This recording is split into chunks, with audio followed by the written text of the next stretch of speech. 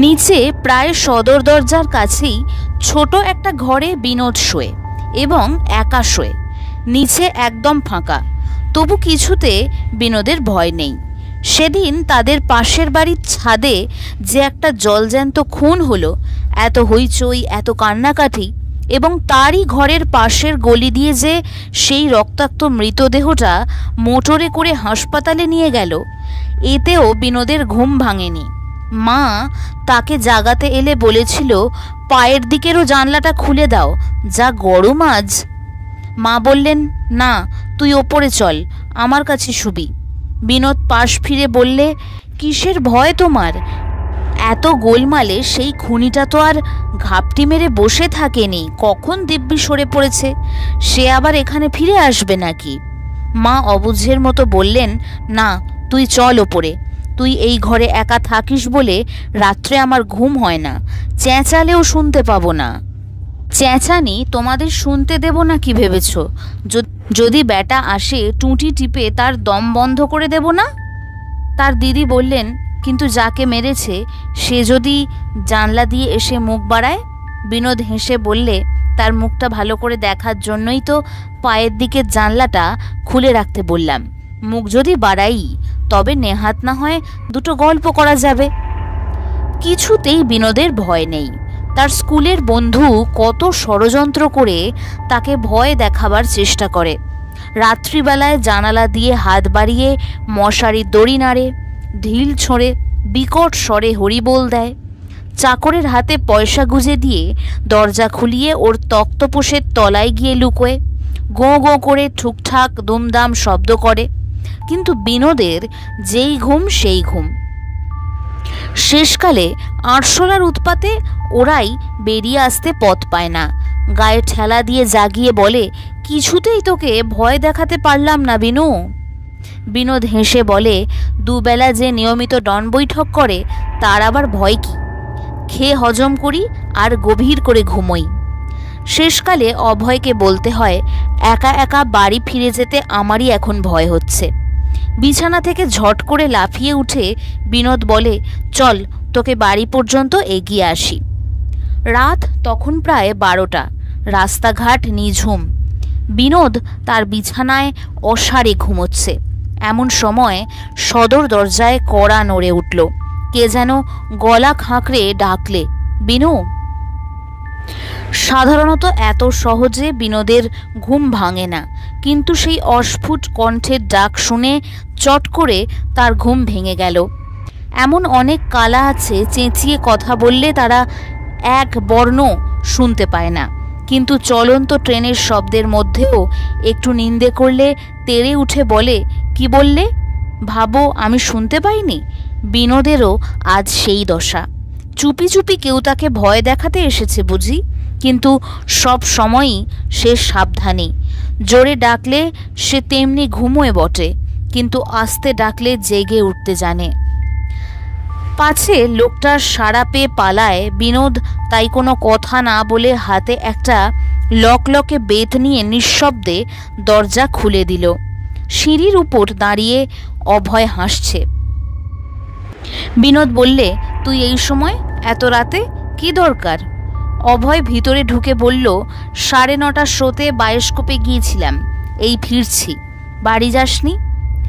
অভয় চাপা গলায় বললে, বাড়ি আর ফিরব না। কেন, কি হলো? বাবা মা আমাকে তাড়িয়ে দিয়েছেন। আরও রহস্য রোমাঞ্চের গল্প। বিনোদ বিস্মিত হয়ে বললে, তাড়িয়ে দিয়েছেন কেন? কি অপরাধ? অপরাধ আবার কি? ও বাড়িতে আমার আর পোষাবে না। তারপর ঘরের চৌকাঠের দিকে পা বাড়িয়ে বললে, চল ভেতরে, বলছি।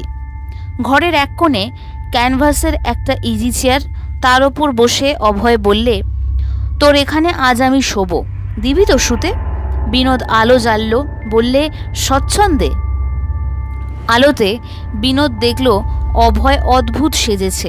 গায়ে গরদের পাঞ্জাবির ওপরে দামি শাল, পরনে সিল্কের ধুতি, পায়ে জরির জুতো, হাতের কবজিতে সোনার রিস্ট ওয়াচ বাঁধা। সারা গায়ে এসেন্সের গন্ধ ভুরভুর করছে। পরিপাটি করে টেরি বাঁকানো, ডান হাতের আঙুলে হীরের একটা আংটি। বিনোদ বললে, এত সেজে গুজে বেরিয়েছিস, চেহারা দেখে তো ত্যায্যপুত্তর হয়েছিস বলে মনে হয় না।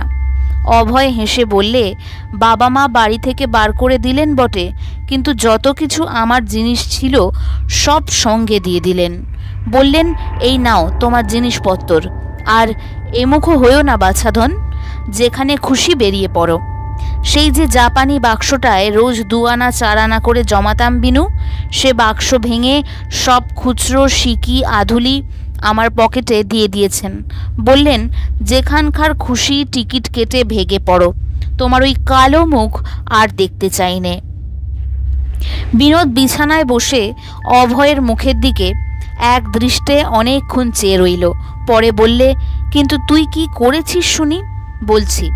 অভয় হাত বাড়িয়ে বললে, তোর ম্যাপের বইটা দে তো। কি করবি? একটা জায়গা খুঁজে বের করব, খুব দূরে, যেখানে মানুষ সহজে যেতে চায় না। ধর গ্রিনল্যান্ড, বছরের 6টা মাস সেখানে রাত, কঠিন বরফের দেশ। পড়িসনি ভূগোলে? বিনোদ হেসে উঠল। বললে, কিন্তু পকেটে মাত্র তো কয়েকটা টাকার খুচরো দেখতে পাচ্ছি, তাই নিয়ে তুই গ্রিনল্যান্ডে যাবি? টেবিলের ওপর অ্যাটলাসটা পড়েছিল, সেটা হাত বাড়িয়ে তুলে নিয়ে অভয় পাতা উল্টাতে লাগলো। বললে, এমন জায়গায় যাব সেখানে যেতে ভাড়া লাগে না। বিনোদ হেসে বললে, আপাতত দেখছি সে তো আমার শোবার ঘর। তুই পাগলামি করিস নে অভয়, চল তোকে বাড়ি রেখে আসি। বাবা বকে থাকেন, এখন নিশ্চয়ই ব্যস্ত হয়ে তোকে খুঁজে বেড়াচ্ছেন।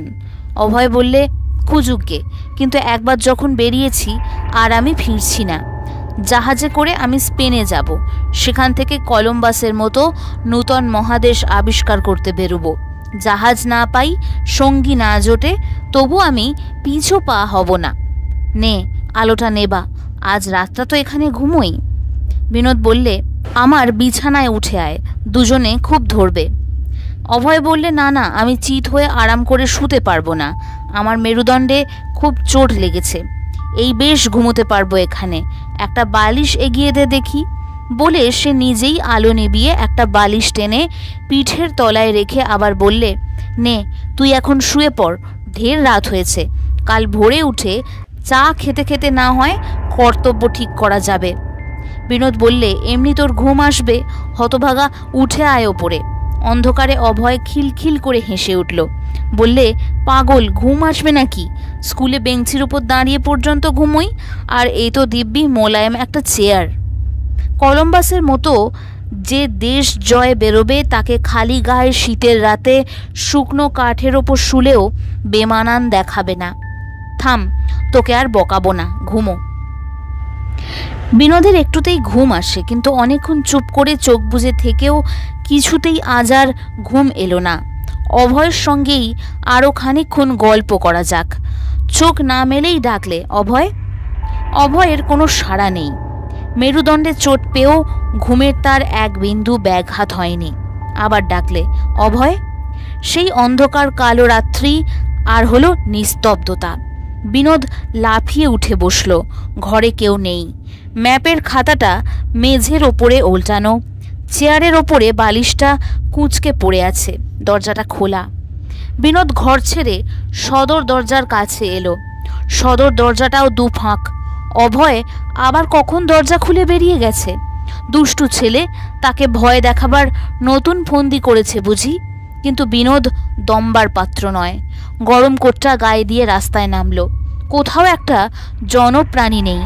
নিজের দ্রুত ও সশব্দ নিঃশ্বাস ছাড়া একটা সামান্য শব্দও সে কোথাও শুনতে পাচ্ছে না। আরও রহস্য রোমাঞ্চের গল্প।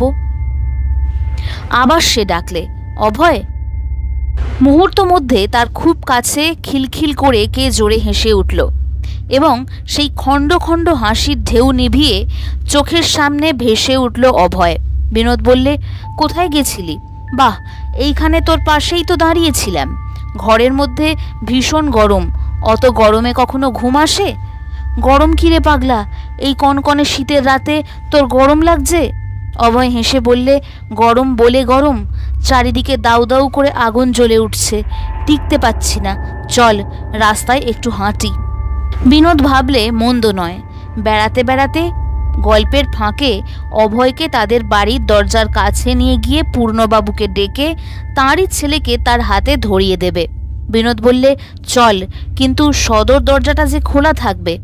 দাঁড়া, ভজুয়াকে বলে আসি বন্ধ করে দিতে।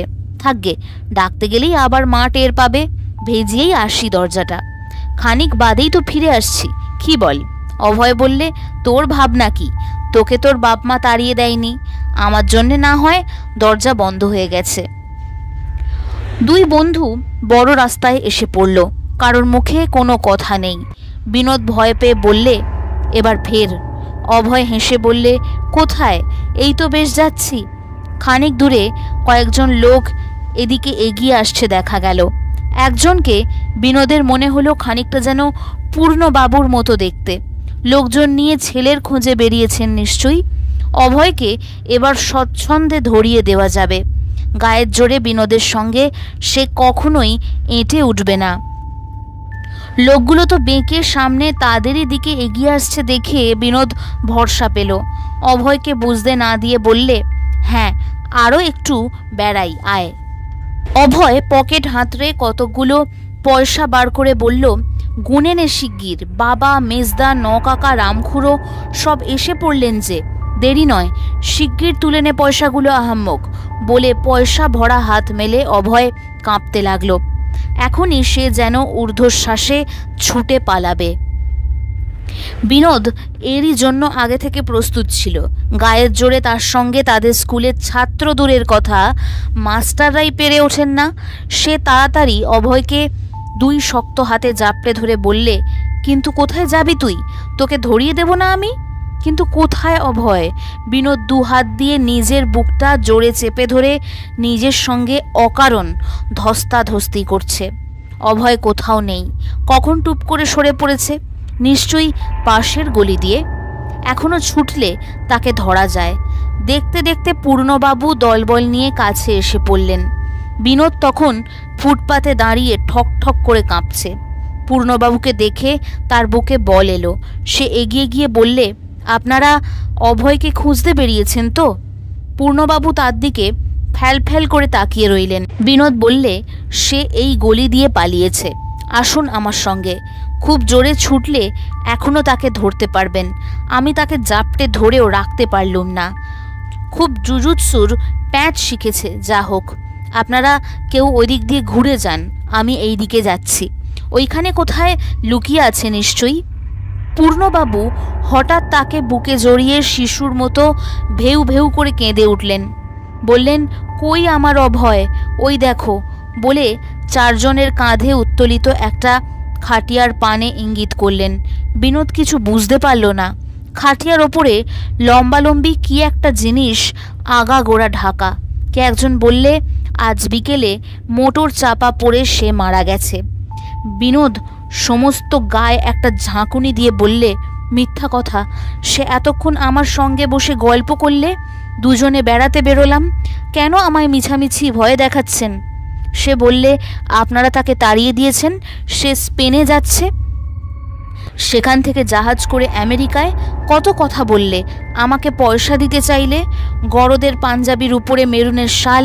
আসুন না আমার সঙ্গে এই গলিতে, তাকে বার করে না দিই তো কি বলেছি। পূর্ণবাবুরা এগোতে লাগলেন। বিনোদ হতভম্বের মতো তেমনি দাঁড়িয়ে আছে। ব্যাপারটা সে স্পষ্ট করে এখনো বুঝতে পারছে না। সে ঘুমিয়ে স্বপ্ন দেখছে নাকি? না তো। রসা রোড, রাস্তার ধারে এক পারে ইলেকট্রিক ও অন্য পারে গ্যাস জ্বলছে। লাঠি হাতে ওই একটা কনস্টেবল। দূরে ওই পূর্ণবাবুদের দল চলেছে শ্মশানে। পূর্ণবাবু হেঁকে বললেন, তুমি এবার বাড়ি যাও বিনু। বিনোদ তবু নড়ে না। ভয়ে সে জমে গেছে। তার কেবলই মনে হচ্ছে পূর্ণবাবুরা কালীঘাটের দিকে ঘুরে গেলেই পাশের গলি দিয়ে অভয় বেরিয়ে আসবে। অভয় আবার বেরিয়ে আসবে ভাবতেই বিনোদ হঠাৎ আর্ত স্বরে চেঁচিয়ে উঠল। কিন্তু আবার তেমনই সেই খিলখিল হাসি, একেবারে তার কাছে। কিন্তু অভয় কোথাও নেই। একটা ট্যাক্সি চলে যাচ্ছে মাত্র। ট্যাক্সিটা বিনোদ দাঁড় করালো। বাড়ি থেকে অনেক দূরে সে চলে এসেছিল। এখন পায়ে হেঁটে কিছুতেই সে যেতে পারবে না। পেছন থেকে অভয় এসে তার সঙ্গ নেবে, তার কাঁধে হাত রেখে গল্প করতে চাইবে। 7 আনা সে ধরেছিল, এখনও সে ভোলেনি। ট্যাক্সি চেপে বিনোদ বললে, চালাও এলগিন রোড। কিন্তু কিছু দূর যেতেই মনে হলো ট্যাক্সিটার আগে আগে অভয়ও ছুটে চলেছে। কিছুতেই সে বিনোদকে ছেড়ে দেবে না। বিনোদ চেঁচিয়ে উঠল, খুব জোরে চালাও পাঁজি। শিখ ড্রাইভার গাড়ি খুব জোরে ছুটিয়েছে। অভয় ট্যাক্সির সঙ্গে সমানে চলতে পারছে না। হাত তুলে স্পষ্ট সে বললে, আস্তে। কিন্তু ট্যাক্সি থামালো না, তার গায়ের ওপর হুড়মুড় করে পড়ল। বেচারা অভয় দলা পাকিয়ে চাকার তলায় চেপটে গেল। বিনোদ চোখ বন্ধ করে কর্কশ গলায় চিৎকার করে উঠল, গেল গেল, বাঁধো শিগগির বলছি। ড্রাইভার কিছু বলতে না পেরে গাড়ি থামিয়ে বললে, ক্যা হুয়া? বিনোদ ঝুঁকে পড়ে গাড়ির তলাটা দেখতে লাগলো, কিন্তু আশ্চর্য, কোথাও এক বিন্দু রক্ত নেই। অভয় তাড়াতাড়ি উঠে এসে খিলখিল করে হেসে গায়ের ধুলো ঝাড়তে ঝাড়তে বললে, ভয় নেই, আমার কিছু হয়নি, খালি এই মেরুদণ্ডটায় সামান্য একটু চোট লেগেছে। খুব হাওয়া খেতে বেরিয়েছিলি, যা হোক। আচ্ছা, গুড নাইট। আর তাকে দেখা গেল না।